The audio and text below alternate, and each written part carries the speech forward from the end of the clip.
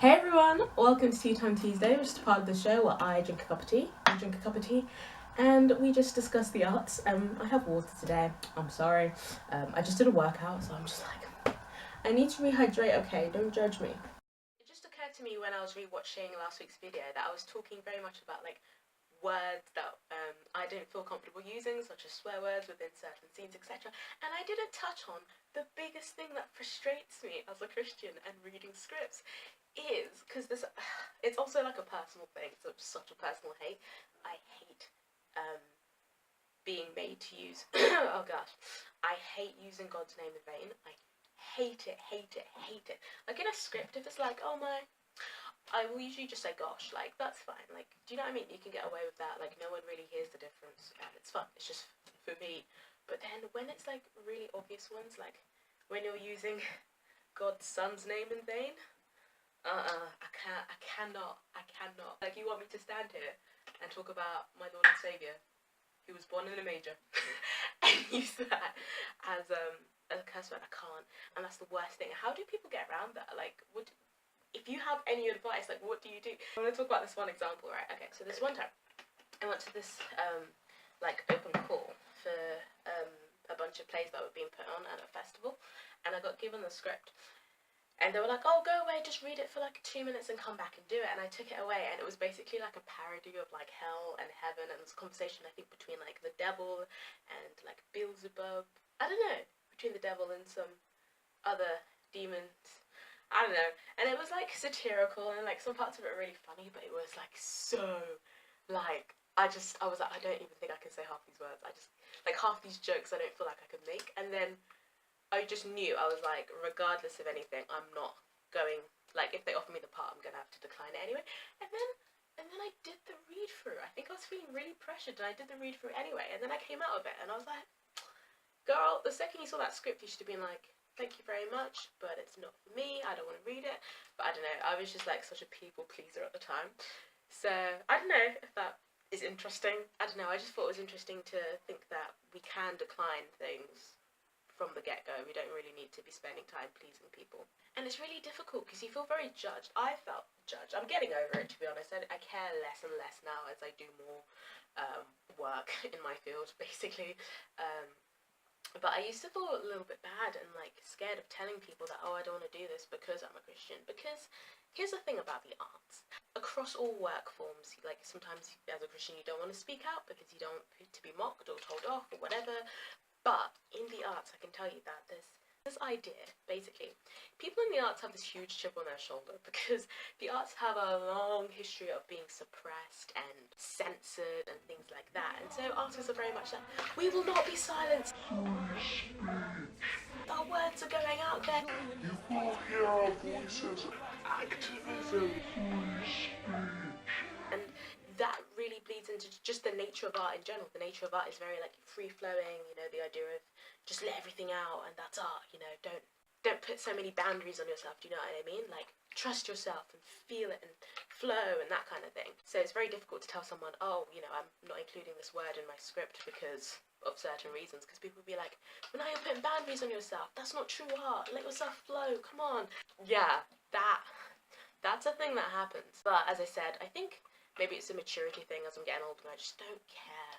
Just don't care. If you don't like my script, don't read it. But people do like my script regardless, so it doesn't matter. I think that's something you're just gonna have to get over, because people are gonna tell you you're not a proper artist because, you know, this scene wasn't in it all because of this, this, and this. But that's not true. That's not true at all. And oftentimes when we even refrain from using certain things, or we decline certain scripts or something, God has something better in store, and something better comes down the line anyway. It's all about trusting God. So yeah, I don't want to make this too long, but it's a little bit long now. So without further ado, on to the actual video. So there are 3 more things that I want to briefly touch on in relation to acting, or arts in general. Responsibility to God, responsibility to others, and responsibility to ourselves. And I just want to give a few examples of this. As Christians, we have a responsibility to God. And that is why I think a lot of this I just wanted to talk about. The Bible is, at the end of the day, the absolute morality code. So sometimes I think, should there be a black or white answer to this? Should it be down to our individual relationships with God, or should it be down to a black and white response in the Bible? Like, And if so, where is the black and white response in the Bible to these kind of things? And how do we interpret the Bible in general? In terms of responsibility to God, I just want to give an example of a few times in my life where I've had to manage this responsibility to God and responsibility to myself within the arts. So I also do spoken word poetry, and I have this one poem in particular which is actually about, I guess the closest thing you could call it is a breakup poem. My Taylor Swift on for a little bit. Very like a catharsis poem. It's a you did this and now I feel good after saying the poem. And I've only performed this poem once. And I think at a time, and for quite a long time, it was the best poem I had in my repertoire. Maybe one of the best. It was a very strong poem. And I performed it once, and like people loved it, and I loved performing it, and it was great. And as I said, it was very cathartic. But then after a while later, as I grew in my relationship with God, I was like, this poem isn't saying what I want it to say. Or I mean, it was saying what I wanted to say at the time, but I was like, this just doesn't feel very godly to me. Like this is quite vindictive. It's not nice. It's not saying the nicest thing. Like, fair enough, it's not naming this person, but it's like, it's quite bitter, and it's not forgiving, okay? God is all about forgiveness. I was like, this isn't a forgiving poem. Like, yes, everything I say is true here, but it's not forgiving, and like, your nature as a Christian is to forgive, so why are you still performing this? And I was like, and I'd forgiven this person by this time, and I was like, it just doesn't feel right to perform this, even though I would love to. And also, this poem had a lot of swearing in it. I don't swear anymore, to be honest. I try not to. I think maybe every now and again something comes out and I'm like, bad. But it had a lot of swearing in, and clearly it was very intentional swearing, like it fit with the meter. And I was looking at this poem trying to remove swearing from it, and I was like, this doesn't work with what I've created, with the meter, with the tone, with the mood. So I just cut it from my repertoire.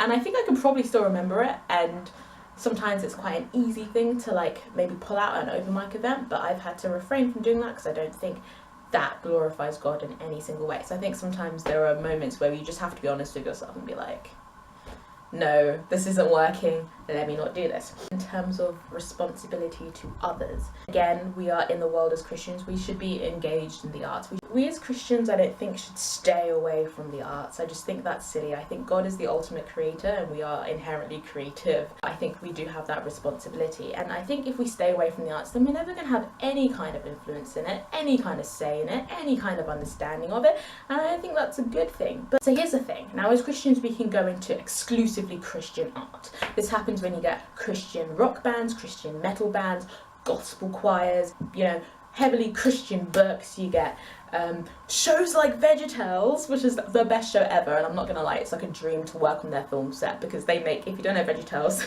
it's a bunch of animated vegetables and they tell stories about the Bible, and it sounds so bad, but it's the best thing ever. And it's so witty and so clever and just absolutely genius that as a 21-year-old it makes me laugh every single time. Not even laugh in terms of nostalgia, you know, when you watch like an old TV show, like you watch Bob the Building, you're like, aha, hilarious, like good times, good. No, this is genuinely funny for me now, and they're just absolutely genius. So there's that kind of avenue that you can go down, like exclusively Christian content, like all the time, which isn't a bad thing. I think that's like a really, really awesome thing, and if you're being called to that, bam, do it. And like, we don't direct our paths, God directs our paths, so one day I might even be called to that and I'll be like, bam. But I don't think we have to make exclusively Christian things, and this is what I've now come to the conclusion. If there weren't actors out there in this huge film industry that were Christians and were talking out about it, I would lose so much inspiration. Do you know what I mean? As a Christian artist, I'd be like, oh, there's no one out there doing that.